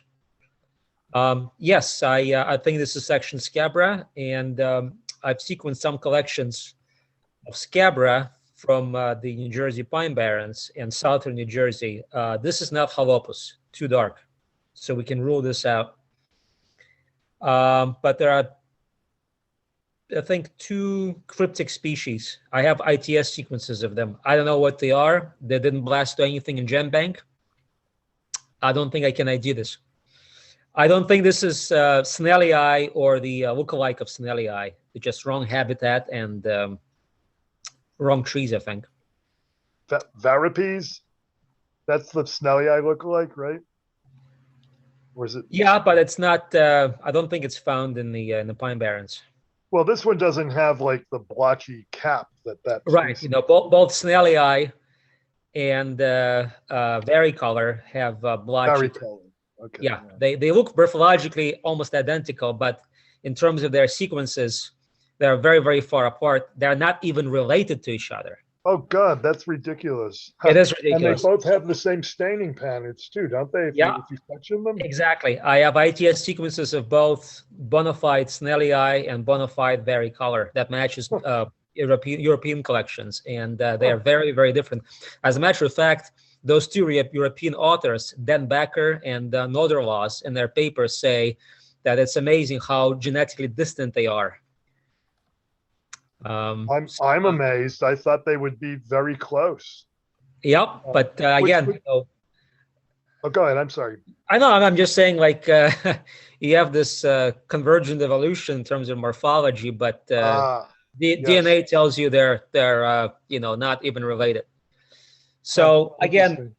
this would be an interesting collection to sequence, but without there are no cross sections, right? This doesn't show any staining, right? No, there are not.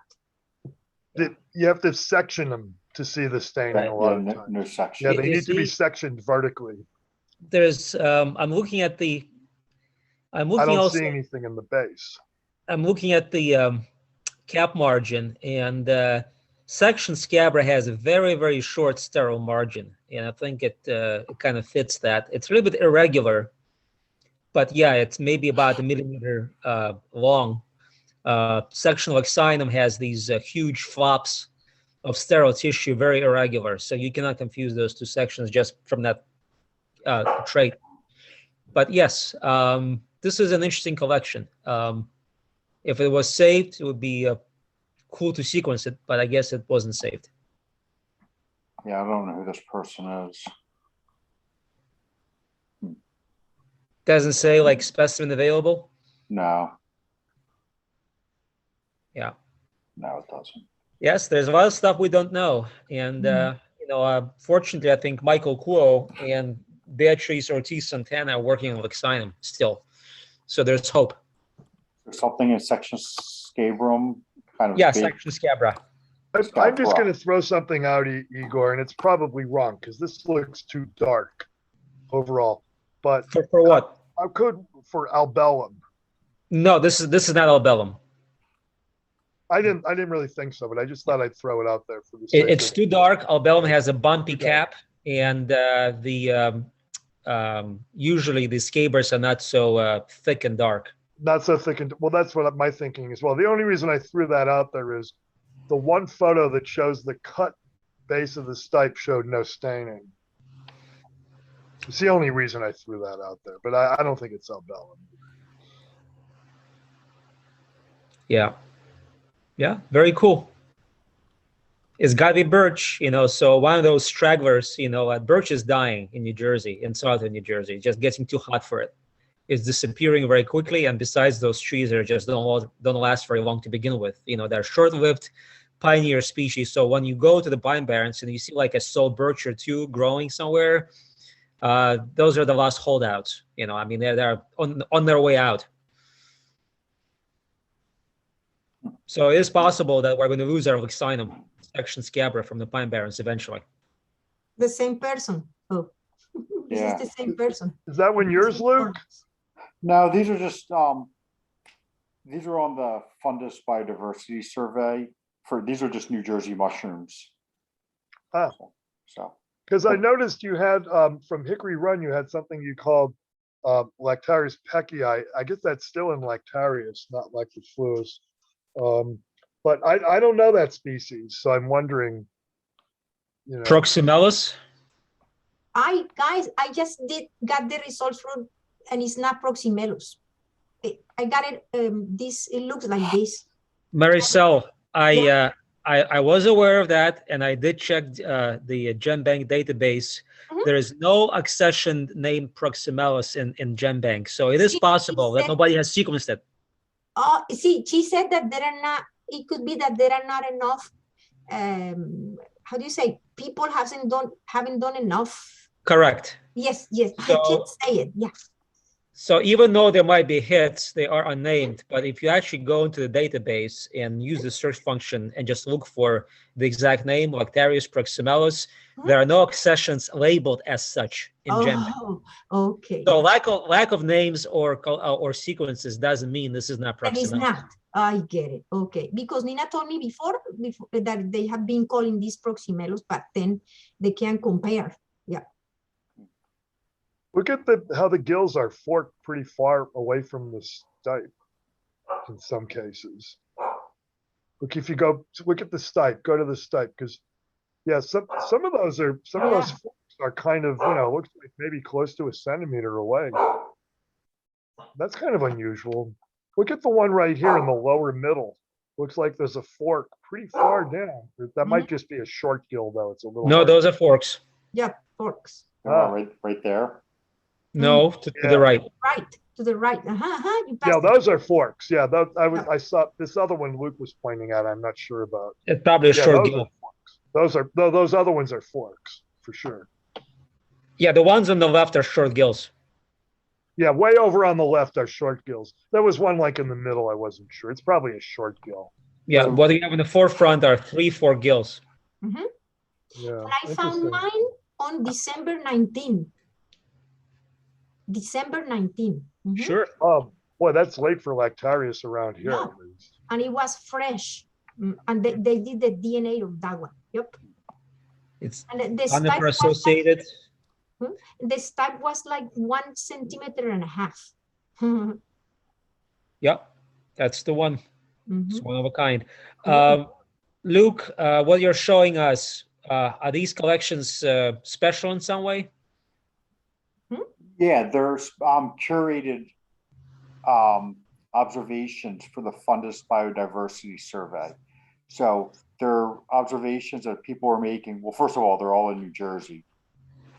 So we're just looking at New Jersey mushrooms, but they're being uploaded manually into the fundus site because they have better quality photographs. So if you put a bunch of blurry photographs in here, or like really poor data, you'll get booted out of here. Right. But And since this is fundus, which means that those collections either were sequenced or will be sequenced, correct? No, No, this is for like when do you find them and where they happen? Is distribution. Like, yeah. What's the right word to say? Right, they're trying to create distribution maps, but they're not sequencing everything that's in fundus these days. In fact, No, I think fundus is struggling to even, find somebody to do their sequencing for them. Well, they work with bold, so I mean they can sequence, but I know they switched away from bulk sequencing to the sequencing of rare and endangered fungi. Right. So I think right now the mission or their goal is just to create better distribution maps of things. Look, Okay. Maricel? it appears your name, not the club's name. How did you do that the other time? I never had it with the club's name because Oh, no? no, Oh, I'm just on my ah. own personal thing here because I'm not personally, I don't want to maintain another whole iNaturalist Okay. thing. So, Mhm. so this is a Talipocladium. Yeah, it used to be cordyceps, and then it was, I think, a Laphocordyceps after that. Now it's Talipocladium. Person, the same Probably person. either Longissegmentum or Capitatum. Right. Oh man, I have observations, but I can't. It's confusing. I got Longissegmentatum, but I just can't remember. It's too similar. Yeah, you Yeah. have to look at the Show the spores. Yeah, you have to show the spores. But Right. it's Talipocladium. So is that And the that one would that's have been- parasitic on some kind of a subterranean fungus? Yes. Yeah. Yeah, with the Laphomyces, I Stratford. believe. With the Laphomyces, yeah, Right. you're right. Americanos. Yeah. Dave, remember when you and I forayed in one of your Pennsylvania parks, we saw hundreds of these things? Oh, I think that might have been Hickory Run. No, it wasn't Hickory Run. I'm not going to say which one, but it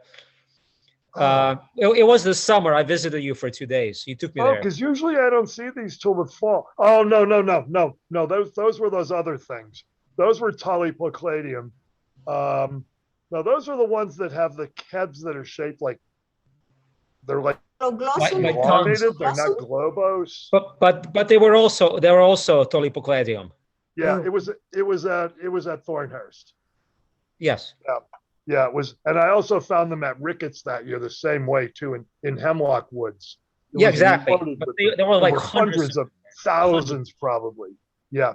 Yep. Yeah, that was at Gifford. That was at Lackawanna State Forest in Thornhurst. Yeah, in the Hemlock Woods, there were hundreds. Yeah, that's not these guys though. Right, Same correct. I'm genus, just saying it's the same same genus. Those Same were shaped genus. more like tongues as opposed to pinhead. Yes, tongues. Yes, good apt description. Yeah, shaped more like tongues, smaller, thinner stalks. Yep. So Yeah, and those are more. I find those in summer. These I only ever find in the fall. Either these Longissegmentum or Capitatum. Hard to So- see. I just So Yeah, for anybody who didn't catch that, what Igor said earlier, these things, like this is the ground level and this is the fruiting body. But if you dig down below the surface, the stipe will continue down and down an inch or two below the surface, maybe a couple of inches. There's a some sort of truffle-like mushroom that this mushroom is parasitizing. So if you dig it up really carefully, you'll get two distinct mushrooms. Yeah, usually. Sometimes the host species is disintegrated and you can't really find it. But yeah, I usually you think can. actually Usually you can. Go ahead, Ming. What are you saying? I think I find a very similar one. I'm looking through my iNaturalist. That was last year. It was winter, pretty cold. I find it, but I'll try to find it. So sorry, I'm going through. But anyway, I dig. Oh, okay. I dig very down. I saw the truffle. Okay, let me just share my screen real quick. Just 5 seconds or probably 1 minute. Just give me a second. Look, I think it's Longisegmentatum because it's yellow at the base. Yeah, I just checked my observations in iNaturalist. And it looks it's dark at the head. It looks very close to, but yeah, but maybe we should be sure that it's no spores, and then you can't say, yeah. Right. And maybe this person doesn't even know that there is a false truffle at the base. no, they may not. Did you find your picture, Ming? You want to? Yeah, I read find it? it. I found it. Someone just quick. I'll just okay. I share very quick. I took a lot of picture. I did very actually a lot of like microscopy, but this is a little bit different. But this actually was 2020. Oh, okay, that was almost like the end of 2020. Anyway, so but this was in Harriman State Park. It's my first time saw this, but I think it's a little bit different than the one that can you see the screen? Yes. By the way, yes. So it's a little bit different than the one that you just shared, but definitely is the what is the name? It's Trilopocaladium. Anyway, yes. So this it was pretty cool. You see, this is a truffle. So at the bottom, I cut it in half. So, and I also did some microscopy with it. That's a close shot. Yeah, slow down, Ming. Let people look at your pictures. So it was in Harriman State Park. I mean, so I didn't see it before, so it was like November, pretty cold. And then, so basically, I dig probably like a 2-inch below the earth, and then I find the tuber, the truffle. But I thought it was something edible, but it was not. Now I know who you are, Meme Boom. Yeah, me too. You and Now I know. I could not recognize you in your photo with your mustache. Yeah, now I know who you are too. I know who you are now. Yeah. We've conversed before. Yeah. So I collect some spore, and then in order to, so this is spore is Ascomycete, and there was a guy that who the Richard, I remember his name.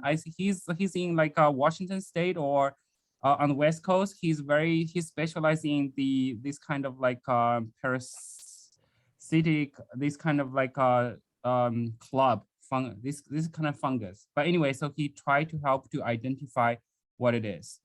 So he asked me to do some microscopy, and I did some microscopy of the ASCII, I guess, and then also some of the spore. So I cut it off. This is how it's supposed. This is how it looks like. Well, I don't know whatever it is like. I don't know what this is called, but basically what I did, I just cut through the top, and then it released the spore, and then that's how it looked like. Anyway. May I say something? Don't show this photo. Longisegmentatum means that the spore at the lower right, you see the spores. They really. Oh, this is actually at the on the lower right. What you see is fragments of the spores. Oh, I see. Yeah. Okay. So you mean that this like hair is a fragment? On the lower right, yeah. Those thin things. Yeah, these. Yeah. These, yes. Made out of segments. Yeah, but what are these? Are these ASCII? ASCII with the spores inside. Yes. Okay. Sure. So the spores are really long. You just see fragments of the spores. Yes, this is a spore. It's really long. Yes, it's like no, those are fragments. Oh, these are fragments? Yes. So let's go. Go back to that photo, lower left. When you look in the ASCII, it looks like, oh, I see. Yeah, they are connected in there. Yeah, the segments look like they're connected in there. Okay, sorry. maybe mushroom expert can give you some information about that, because that's what I understand. Yeah. Sure. Mushroom expert, Anyway, you know that one? which expert? Mushroom. Oh yeah, Mushroom Michael Kors. expert. Yes. Yeah. But do I upload picture to that website? I never did anything. I only go there and to look at the species, but I never really asked any question there. No. No, you This- don't ask questions. He shows you the mushroom and the microscopy and description and characters and everything. Okay, Yeah. got it. Just to go and Yeah. find to match the mushroom. Yes, Okay, it's Write got the it. it's name. strictly a guide. See, Yes, write the got it. name, the whole name with the species name, and then go to the comments in mushroom observation about that species. And then Sure, you- sure. Yeah. Sure. Yes. Yeah, The- I go there often. Yeah, Yes. me too. All Yeah, right. there's Mushroom Observer and there's Mushroom Expert. There's two different websites. All right. That's it for the All right, for cool. that one. Well, that looks like that's a good place to end for the night. Thank you, Ming, for sharing that with us. And I guess we'll wrap it up for the evening. And what do you guys want to do next week? We're not finding a huge amount of mushrooms. Do we want to take Nina's suggestion and look at Foliota? Toyota. Okay, why not? Sure. Foliota, including Coernomyces, which used to be Foliota. I suppose so. Anything, Yeah. anything related, yeah. Yes. Okay, Thanks. yes, Nina's saying yes. Okay. Okay. So that sounds like a plan then. So everyone should dig through their mushroom the mushroom observation, mushroom observer and iNaturalist stuff and whatever other records you have, and send in all of your Foliota, well, five Foliota observations, as well as what do we call it? Coernomyces? Coernomyces. There's another one that was recently split off too. Flammula. So we include that one too? Yeah, I think Flammula was recently split off of Foliota. Okay. So we'll say I think it's Foliota Flammula. and very similar mushrooms. Flammulaster, something. Okay. Cool, Sounds thank like a you. plan. Then Okay. we'll see everyone next week with all their Foliotas. Bye. All right. All right. Have a good night, Yes. everyone. Good night. Good Bye. night. Okay, thank Thank you. you, Lou. Bye. Bye-bye. Bye. Good night.